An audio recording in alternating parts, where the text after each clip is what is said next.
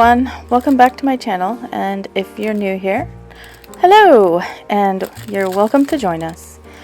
Today I'm going to have a little review and sort of demo of this Midori stamper set. It is the Woodland Forest one, and I'm going to get it out of the package. So this is the Midori Paintable stamp in the woodland design, and you are supposed to be able to use markers to color in your stamp, and you can, and I will show you that here later in the video. So here I'm gonna get it out of its packaging. It comes with, you get the stamper, obviously, you get a little rechargeable ink stamp pad, and then also, pretty importantly, inside the little packaging here, there is instructions on how to not only insert the stamp pad, but also how to refill your ink, and also how to calibrate your stamper. And it's going to be really important to be able to calibrate your stamper.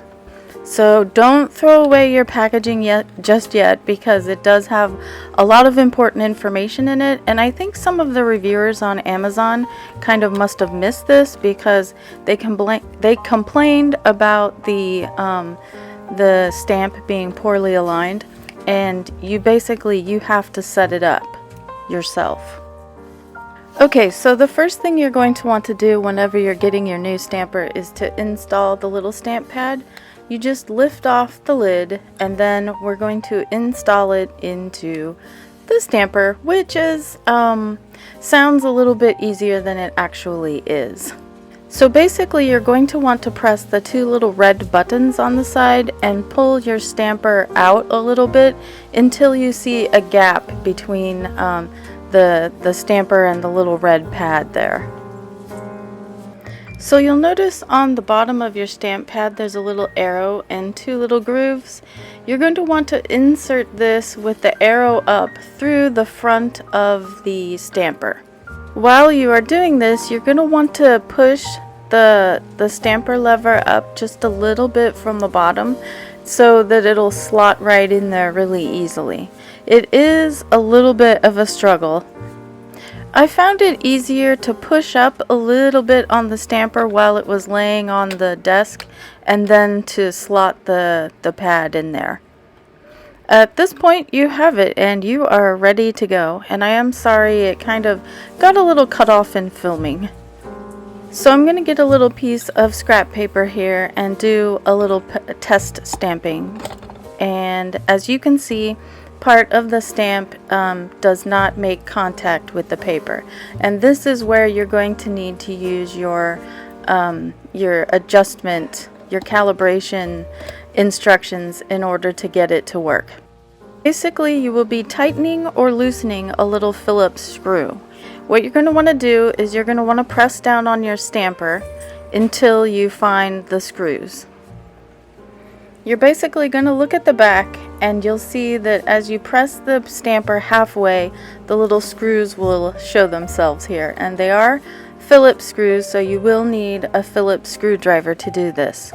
So basically you're going to take the Phillips screwdriver to those little screws, whoops, and I'm going to tighten it up a little bit so that the whole image prints really nicely whenever I press it.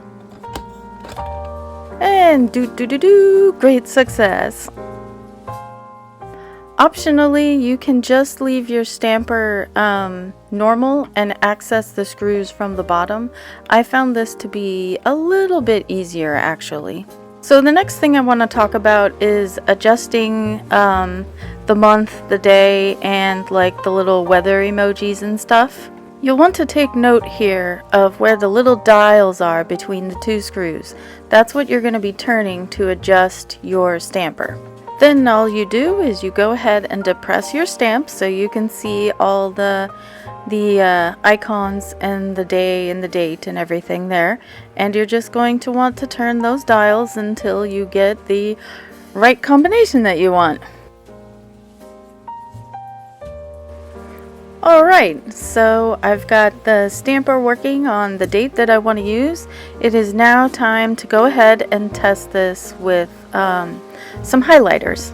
Since I most likely will just be using this stamp with my mild liners, I'm going to use them for the test today. First, I'm going to start off with using some slightly more natural colors for the rabbit and the fox here. Granted, the markers are a little bit on the dark side, so I feel like it doesn't show the test very well, but basically the ink stamp is oil based, I believe. That's what it says on the package. And therefore, when it dries, it becomes waterproof. So you can use any type of marker with it and not get smudging. Next, I'll show you it working with my pink mild liner, which I believe is my lightest mild liner color, mind you. Anyway, you can see right away that this is working well, and it has not colored my tip in black.